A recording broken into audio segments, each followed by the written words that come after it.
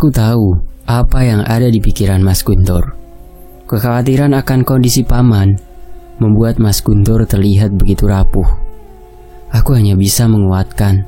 Aku peluk erat tubuh suamiku. Tak terasa air mataku mengalir, merasakan setiap detakan jantung orang yang kucintai. Mas Guntur mengecup lembut keningku, sembari mengusap air mataku. Aku hanya bisa berdoa agar orang-orang yang kucintai selalu dalam lindungan Tuhan. Awalnya Mas Guntur akan pergi seorang diri, namun aku khawatir akan keadaan emosionalnya. Jadi aku memaksa agar mengajak Bima dan Aryo jika aku tak diizinkan untuk ikut. Setelah perdebatan sedikit, akhirnya hati Mas Guntur meluluh dan menyetujui saranku untuk mengajak Aryo dan Bima. Mereka bertiga melanjutkan perjalanan menuju sebuah desa tempat di mana paman berada. Bim, sebenarnya kamu tahu jalannya apa enggak sih? Dari tadi kita muter-muter di sini terus, gerutu Aryo. Ini bener yo, kemarin aku juga lewat sini, bantah Bima. Mandek yo, sepertinya ada yang sedang ngerjain kita, ucap Mas Guntur. Siapa kamu? Keluar, tunjukkan wujudmu. Bima dan Aryo kebingungan melihat Mas Guntur. Keluar atau kuhancurkan rumahmu, ancam Mas Guntur sekali lagi. Sosok kera dengan cepat berpindah ke satu pohon ke pohon lainnya. Apa itu Mas? Tunjuk Aryo. Siapa kamu? Tenang, aku juga manusia seperti kalian, ucap makhluk tersebut yang ternyata adalah seorang manusia. Kami terheran melihat ada manusia yang memiliki perilaku layaknya seekor kera. Manusia? Ternyata kukira monyet, ucap Aryo. Apa yang kalian cari di sini? Kami hanya mencari jalan menuju rumah Mbah Diman. Mendengar nama Mbah Diman, orang itu pun turun dari atas pohon dan mendekati kami. Kalian kenal Mbah Diman? Mas Guntur dan Bima mengangguk, kecuali Aryo. Perkenalkan, aku Amar, salah satu murid di Padepokan Mbah Diman. Kami pun memperkenalkan diri kami secara singkat. Padepokan? Tanya Bima bingung. Ceritanya panjang, lain kali aku ceritakan. Jadi kalian ini keponakan dari Paman Damar? Iya. Bagaimana keadaan pamanku? Tenang dulu, ada suatu hal yang harus kalian tahu. Semua warga desa sudah pindah, termasuk Mbah Diman dan Paman Damar. Apa yang terjadi? Sebaiknya kita pergi dulu dari sini. Tempat ini sudah tidak aman lagi. Apakah mereka semua baik-baik saja? Tanya Bima dengan wajah penuh kekhawatiran. Mereka siapa? Apa yang kau maksud, Widi? Seketika wajah Bima berubah salah tingkah. Tunggu. Kenapa aku sendiri yang gak tahu apa-apa sih? Protes Aryo. Sudah, kita harus pergi dari sini sebelum hari mulai gelap. Kami semua mengikuti langkah Amar. Sepanjang perjalanan Amar menceritakan perihal yang terjadi mengenai desa mereka dan keberadaan Amar di sini karena paman memiliki firasat akan kedatangan kami. Desa tempat kami berada saat ini bernama Desa Tajem Sari. Desa ini terkenal akan pendekar-pendekarnya yang tangguh dan memiliki dua padepokan yang sangat-sangat terkenal. Padepokan tersebut adalah Padepokan Jagaraga dan Padepokan Aji Sukmo. Padepokan ini dipimpin dua bersaudara, Mbah Darmo dan Mbah Diman. Namun sayangnya, keserakahan membuat Mbah Darmo ingin menguasai Padepokan Aji Sukmo yang dipegang oleh Mbah Diman. Penyerangan demi penyerangan dilakukan oleh Padepokan Jagaraga. Awalnya, kami dapat menahan serangan-serangan itu. Namun lama-lama kekuatan mereka semakin tak terkendali.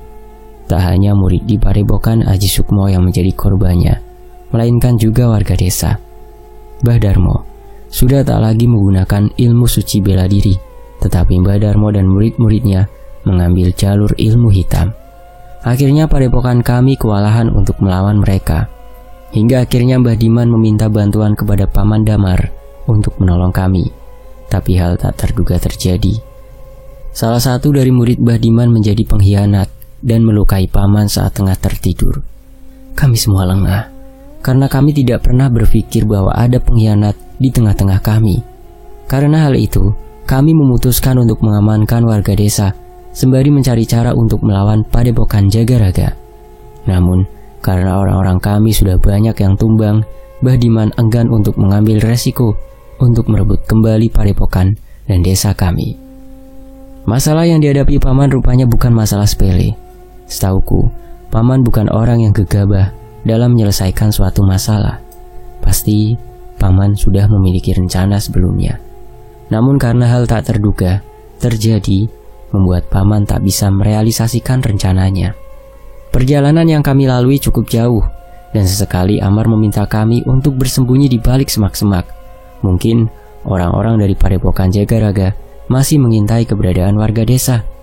Bim, kamu kenapa sih senyum-senyum sendiri? Hehehe, gak apa-apa yok. Aku cuma dengerin cerita Mas Amar saja. Tapi cerita Mas Amar gak ada lucu-lucunya ya Bim. Aku gak nyangka Widyastuti bisa tertarik dengan pria sepertimu. Ucapan Amar membuat Bima tersentak antara senang dan kesal. Apa maksudnya berkata seperti itu? Lagi pula aku kenapa? Bukankah aku tampan? Hiri bilang dong, gerutu Bima dalam hati. Aku jadi penasaran, secantik apa sih Widyastuti sampai bikin Bima kesemsem? Ledek Aryo yang dibalas toyaran oleh Bima. Mas, apa kau merasakan sesuatu?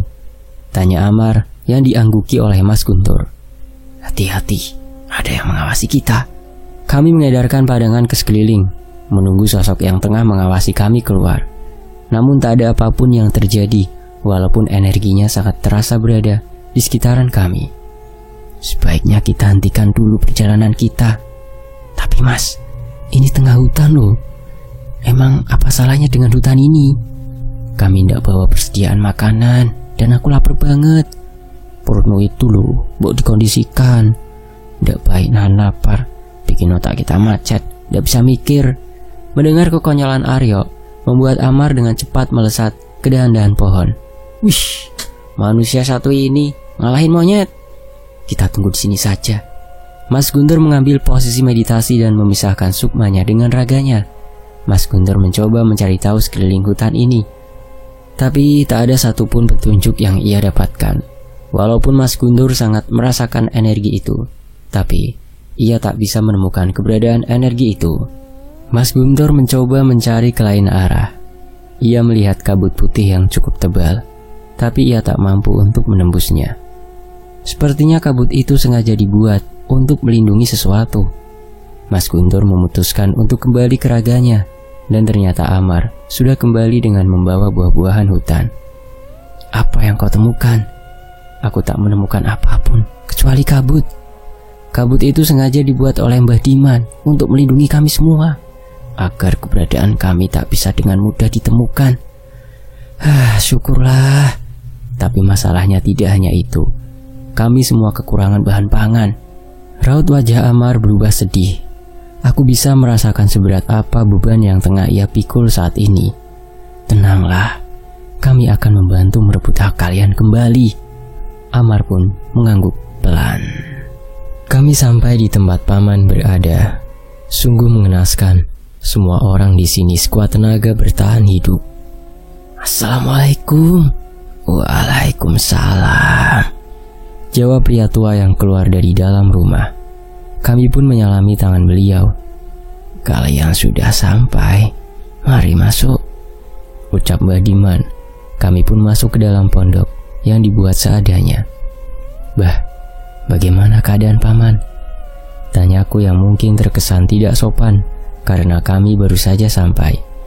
Tapi rasa khawatirku sudah tak terbendung lagi. Kamu Guntur?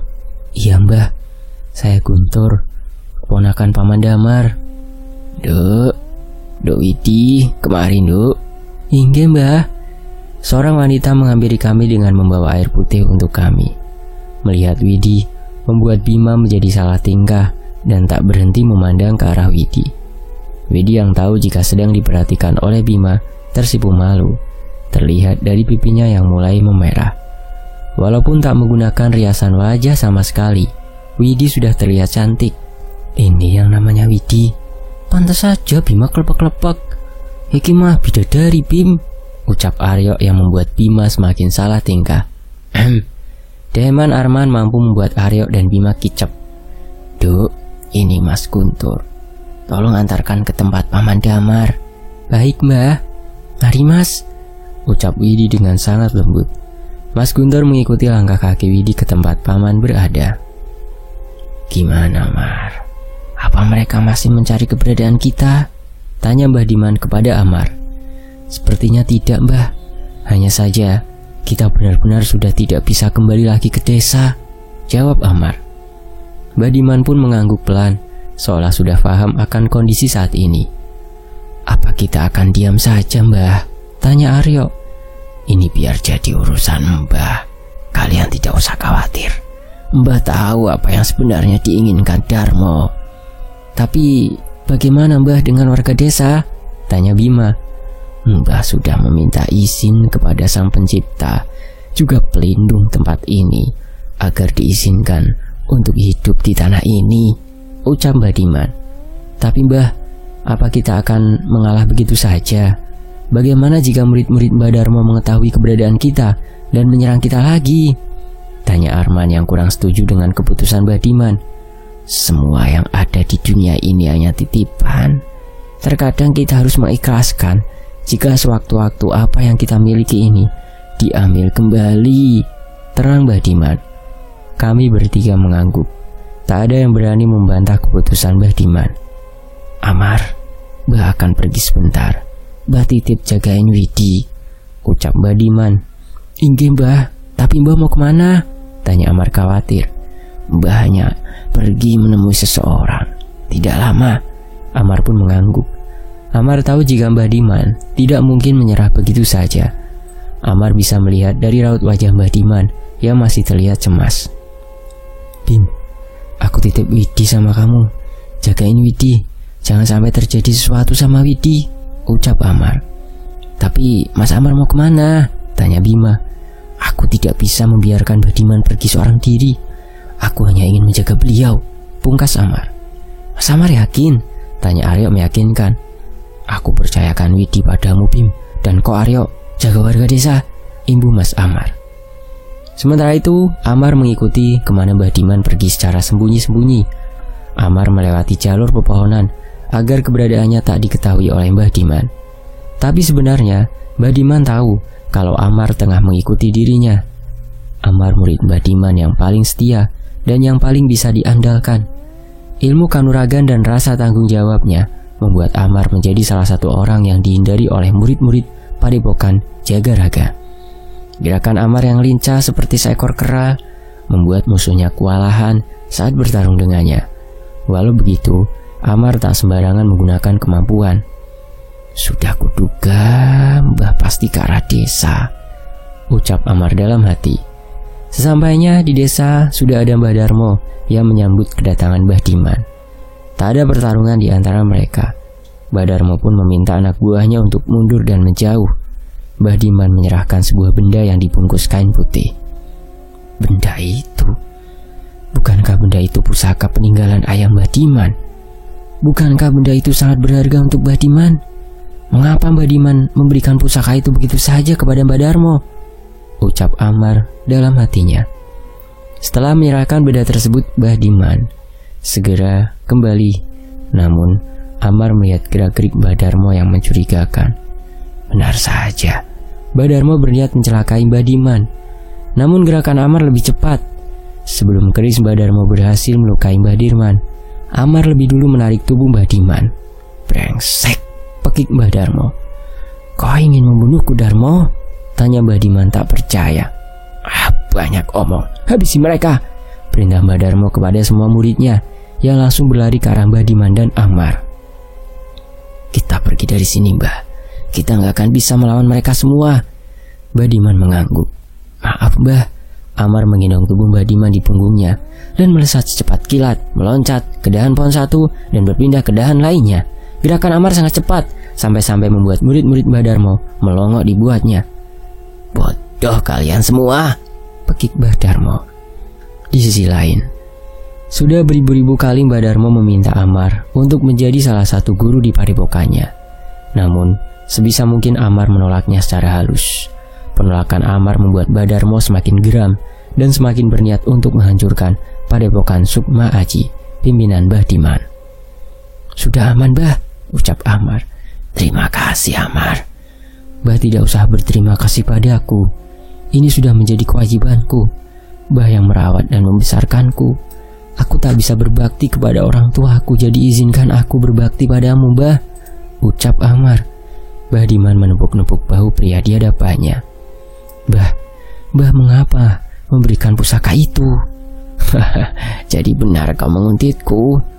Maaf, Mbah, aku tidak bermaksud kurang ajar. Aku hanya ingin memastikan bahwa Mbah baik-baik saja. Tidak apa-apa. Jika kau tidak ada, mungkin aku sudah tidak bisa melihat cucuku lagi. Mbah dari mana saja, Mbah? Tanya Widi. Mbah mencari lahan yang cocok untuk dijadikan ladang. Oh, Widi khawatir, Mbah. Jangan khawatir, ada Amar yang menjaga Mbah. Sementara itu keadaan Paman Damar juga sudah lebih baik. Walaupun tenaganya belum sepenuhnya kembali, mereka berkumpul dalam satu ruangan, menikmati makanan seadanya yang dibuat oleh Widi. Keputusan Mbah Diman sudah bulat. Ia tak ingin lagi merebut desanya. Mbah Diman tak ingin melihat ada korban lagi. Mereka semua akan memulai hidup baru di tanah ini. Wih, masakannya Widi enak ya, Bim, ucap Aryo. Kalau makan itu jangan sambil ngomong, ndak sopan yo. Hehe, aku mau kalau punya istri seperti Widi. Ucapan Aryo membuat Bima tersedak. Pelan-pelan toh, Bim. Kalau di antara kalian ada yang mendekati Widi, lawan dulu saya, ucap Amar yang membuat satu ruangan tertawa, kecuali Bima yang terlihat khawatir jika harus bertarung dengan Amar. Keadaan Paman sudah jauh lebih baik dan warga desa sudah terbiasa dengan hidupnya yang baru. Widi, ini hari terakhir Mas Bima di sini, ucap Bima tiba-tiba. Iya, Mas, Widi tahu, balas Widi sembari menunduk, menyembunyikan rasa kecewanya. Apa boleh jika Mas ingin kembali ke sini untuk menemui Widi lagi? Boleh, Mas. Kedua pipi Widi merona. Widi dan Bima menghabiskan waktu bersama, bertukar cerita. Bima merasa jika ia memiliki tanggung jawab terhadap Widi. Ia merasa Widi membalas perasaannya. Atau Bima saja yang kepedean karena sebenarnya Bima juga tidak pernah mengutarakan perasaannya kepada Widi. Begitupun sebaliknya. Dan kita masuk ke sudut pandang Bima. Malam itu, kami semua berkumpul dalam satu ruangan. Mbah Diman memberikan banyak sekali wejangan kepada kami, juga berbagi perjalanan panjang yang sudah dilalui Mbah Diman. Sebelum kami pulang, aku menyempatkan untuk menemui Widi sekali lagi, Widi Astuti. Entah mengapa hatiku begitu berat meninggalkan gadis yang baru ketemu ini. Cantikannya dan keagungannya telah meruntuhkan dinding cintaku. Aku berjanji pada diriku di hadapan Widi, jika suatu hari nanti, atas izin Allah, aku akan datang lagi ke tempat ini dan melamarnya. Amin, ucap Widi sembari menunjukkan senyum manisnya, yang seketika membuatku semakin bersemangat, karena memiliki harapan jika Widi Astuti memiliki perasaan yang sama denganku. Sekarang kita masuk ke sudut pandangnya Mas Guntur. Selama ini setelah aku menikahi istriku Chandra Maya, aku selalu merasa khawatir saat meninggalkannya. Tapi kenapa kali ini aku merasa ada sesuatu yang menjaga istriku, sehingga rasa cemas dan kekhawatiranku tidak seperti biasanya. Perjalanan yang kami tempuh cukup jauh, hingga kami sedikit kemalaman sampai di rumah. Dengan segera aku mengetuk pintu dan mengucapkan salam, dan seseorang menjawab salamku sembari membuka pintu untukku. Dan orang itu adalah Chandra Maya, istriku. Mas, kamu sudah pulang? Tanyanya. Iya, aku udah kangen sama kamu. Alah, kamu ini lu. Gimana Mas keadaan Paman? Paman sudah membaik. Tapi Paman masih ingin di sana. Katanya masih ada yang perlu Paman selesaikan, Dik. Oh gitu. Ya sudah, kubuatkan kopi dulu. Aku sudah tahu perihal kehamilan istriku. Tempo hari ia mengirim pesan singkat untukku. Anak pertama kami, sebagai anugerah dari Sang Pencipta. Ini Mas kopinya. Maya meletakkan secangkir kopi di meja. Dek, gimana kandunganmu? Baik Mas, aku tidak merasakan keluhan apapun. Hanya saja kenapa Dek? Apa ada sesuatu yang mengganggumu? Tidak mas, aku rasa bukan mengganggu, tapi menjagaku. Aku merasa sejak janin ini ada di dalam perutku, ada seseorang yang selalu menjagaku, tapi sayangnya aku tak bisa melihat wujudnya. Bahkan suaranya sangatlah merdu mas. Setiap malam dia selalu menyanyikan kidung Jawa untukku. Suaranya sangat-sangat indah. Entah mengapa kedatangannya selalu kunantikan setiap malam. Mas tahu siapa dia? Mas tidak tahu dek. Semoga hal baik selalu menyertai keluarga kita. Amin. Oh ya mas, setelah ini mas gak akan pergi lagi kan? Mas belum tahu dek. Tapi mas rasa mas ingin menikmati masa-masa pernikahan kita dulu yang kemarin tertunda. Bukan itu alasan sebenarnya. Aku ingin tahu siapa sebenarnya yang datang menemui istriku. Apa ia benar-benar menjaga Chandramaya, atau ada hal lain yang sebenarnya ia inginkan? Cepat atau lambat, aku harus mengetahui sosok itu. Aku tak ingin lengah, karena resiko dari apa yang telah aku lakukan berimbas pada orang-orang terdekatku. Sementara itu, Mas Guntur terjaga dari tidurnya. Saat tepat tengah malam, lantunan kidung Jawa mulai terdengar. Ono kidung lumaksa ing wengi, teko hayu luhuta ing loro. Dan seterusnya. Kalau kidung itu diartikan dalam bahasa Indonesia yang bebas ya, tersebut kurang lebih sebagai berikut. Ada sebuah kidung doa permohonan di tengah malam yang menjadikan kuat selamat, terbebas dari semua penyakit, terbebas dari segala petaka, jin dan setan pun tidak mau mendekat. Segala jenis sihir hendak berani, apalagi perbuatan jahat, guna-guna tersingkir. Api menjadi air, pencurian menjauh dariku, segala bahaya akan lenyap. Ya, seperti itu artinya. Tak ada wujud yang nampak, hanya suara kidungnya yang terdengar. Namun suara itu yang membuat tidurku semakin nyenyak, seolah ada sesuatu yang menjagaku dan bayiku. Sampai akhirnya, sebuah doa dilantunkan oleh Mas Guntur, dan sosok itu pun terlihat tengah duduk di sampingku, sedang mengelus perutku. Siapa kamu? Sosok itu pun menoleh ke arah Mas Guntur dengan senyum menyeringai, menunjukkan gigi ompongnya yang menghitam karena terkena nginang. Mas Guntur mencoba menjauhkanku dari sosok nenek tua itu. Ada apa mas? Tidurku pun terusik. Maaf dek, aku gak bermaksud membangunkanmu. Loh, mas ini gimana toh? Kok gak bangunin aku dari tadi? Nyai, maafin suami saya ya. Mas Guntur pun bingung melihat sikapku. Mas, kamu kenapa? Beliau ini Nyi Dasima yang selama ini nemenin aku kalau mas lagi bertugas, mas. Maaf Nyi, saya tidak tahu. Mas Guntur menyalami tangan Nyi Dasima. Tidak apa-apa. Saya tidak tahu kalau suami Maya sudah pulang. Jadi saya asal masuk saja. Saya buatkan minum dulu ya. Aku pun menuju dapur, sedangkan Mas Guntur membantu Nyi Dasima untuk menuju ruang tamu. Maaf Yole, saya bikin kamu takut. Saya yang seharusnya berterima kasih.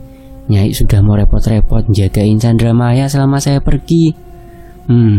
Kalau bisa selama kehamilan, istrimu jangan ditinggal pergi jauh dulu. Sebenarnya saya juga sudah ngerasa sesuatu Nyi, tapi hati saya masih ragu.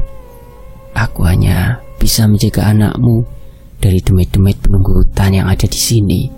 Aku tidak bisa melindungi dari sosok utama yang menginginkan bayimu. Siapa Nyi? Sosok yang memberi selendang pada istrimu. Selendang? Nyi Dasima mengangguk. Aku ingat, waktu itu Chandramaya pernah bilang jika ada seseorang yang memberikan selendang padanya sebagai hadiah pernikahan kami. Tapi aku tidak tahu jika Chandramaya masih menyimpannya. Selendang itu adalah pengikat antara dia dan istrimu. Maaf lama, silakan diminum Nyi. Aku meletakkan 3 gelas teh di meja. Nyi Dasima meminum teh buatanku hingga tak tersisa, dan setelahnya beliau pamit pulang. Saya pamit ya Nduk. Sudah ada suamimu yang menjagamu. Kamu ndak usah khawatir. Loh Nyi, kok buru-buru sekali? Apa sebaiknya tidak menginap saja di sini? Sudah larut malam loh Nyi. Aku melihat ke arah Mas Guntur yang sudah paham dengan maksudku. Iya Nyi, menginap saja di sini. Biar saya yang tidur di ruang tamu. Gak usah repot-repot. Baiklah saya antar pulang ya Nyi. Hush, sudah kamu jaga saja istrimu. Saya ini orang tua, gak mungkin ada yang mau nyulik. Tapi Nyi, kamu ingat ya Nduk, kandungan kamu ini masih sangat rentan. Jadi jangan banyak tingkah. Iya Nyi. Aku pun pasrah dan hanya mengantar Nyi Dasimah sampai depan rumah saja. Keesokan harinya aku meminta Mas Guntur untuk mengantarku ke rumah Nyi Dasimah. Kata beberapa warga yang sudah lama tinggal di desa ini, rumah Nyi Dasimah dekat dengan hutan. Nyi Dasimah dan mendiang suaminya adalah orang yang pertama kali tinggal di desa ini. Istilah Jawa nih, seng babat alas. Sudah banyak warga yang membujuk agar beliau mau tinggal bersama warga ataupun pindah rumah, agar jika terjadi sesuatu dengan beliau, warga bisa segera membantu, mengingat usianya sudah sangat sepuh. Namun beliau tetap kekeh tinggal sendirian di rumahnya. Di sisi lain, sudah berkali-kali aku dan Mas Guntur bergantian mengetuk pintu rumahnya, namun Nyi Dasimah tak kunjung membukakan pintu. Nyi, Nyi, panggilku, namun tetap saja tak ada jawaban dari Nyi Dasimah. Mungkin Nyai lagi ada urusan. Besok sini lagi aja kita. Saat kami hendak kembali, Nyi Dasimah muncul dari arah belakang rumahnya. Loh, ada tamu toh rupanya. Mbak dari mana? Maaf ya Nduk, tadi Mbak dari kampung sebelah, bantu orang lahiran. Mari masuk. Nyi Dasimah mempersilahkan kami masuk dan menyajikan teh hangat dan juga pisang yang beliau dapat dari desa sebelah. Nyi, tadi Maya masak sayur bayam, sambal terasi, sama tempe goreng. Wah, kok repot-repot toh Nduk? Enggak kok Nyi, cuma lauk sederhana saja. Ini itu udah istimewa sekali. Dulu Kakung sangat suka kalau Nyai masakin ini. Maya bantu siapin ya Nyi. Ya sudah, kita makan bersama ya. Kami menikmati sarapan pagi kita bersama. Aku jadi teringat ibu di desa. Sejak aku menikah, ibu memilih kembali ke desa karena ingin mengurus rumah dan ladang kami. Sudah, biar Nyai saja yang nyuci, taruh di belakang saja. Aku membawa piring bekas kami makan ke dapur milik Nyai. Walaupun kecil, tapi rumah Nyai sangatlah rapi dan juga bersih. Pantas jika Nyai tak ingin pindah dari sini. Kamu bawa ini. Apa ini Nyi? Ini isinya merang padi. Nyi Dasimah memberikan bungkusan kain putih kepada Mas Guntur. Menjelang tengah malam, kamu bakar merang padi ini di bawah ranjang tempat tidurmu. Bau dari bakaran merang padi ini bisa menyamarkan aroma wangi dari bayi yang ada di perut istrimu. Baik Nyi, terima kasih. Ojo kesel-kesel ya Nduk. Ndak Nyi, ndak capek kok. Ini pisang nanti dibawa yo. Di sini ndak ada yang maem. Loh, nanti Nyai gimana? Berkat iki Nduk. Iya Nyi, matur nuwun. Harusnya Nyai yang berterima kasih. Kalian sudah repot-repot bawain sarapan. Maya seneng Nyi. Besok Maya mampir lagi. Iya, hati-hati ya pulangnya. Jangan lupa basuh tangan, kaki, dan wajahmu sebelum masuk rumah ya. Iya Nyi, assalamualaikum. Kami pun pamit dari rumah Nyi Dasimah dan kembali ke rumah. Sepanjang jalan pulang, kami bertegur sapa dengan warga yang kami temui di jalan. Alasan mengapa aku sangat suka tinggal di sini adalah keramah tamahan warga desanya, meskipun akses menuju kota cukup jauh. Monggo Bu. Mbak Maya, Mas Guntur sudah pulang toh? Sapa tetanggaku. Alhamdulillah sudah Bu, mari. Aku senang sekali bisa jalan-jalan keliling kampung Mas. Tegur sapa dengan tetangga, menikmati segarnya udara pagi, dan yang pasti karena ada kamu Mas yang menemani. Pipiku merona setelah mengatakan itu. Untuk pertama kalinya aku berani mengungkapkan perasaanku kepada orang yang kini telah menjadi suamiku. Mas turunin. Aku terkejut saat Mas Guntur menggendongku, membuat kami menjadi pusat perhatian warga yang berpapasan dengan kami. Bersambung, nantikan kelanjutannya hanya di Tony FS. Demikianlah Chandra Maya Story di bagian ini yang membahas tentang Mbah Diman dan Mbah Darmo dan juga Paman Damar yang sedang memulihkan keadaannya Nantikan aksi dari Mas Guntur, Bima dan Aryo lalu Amar di kisah berikutnya. Tony FS pamit, terima kasih Kak Lestari Funaifi, terima kasih teman-teman. Saya pamit ya.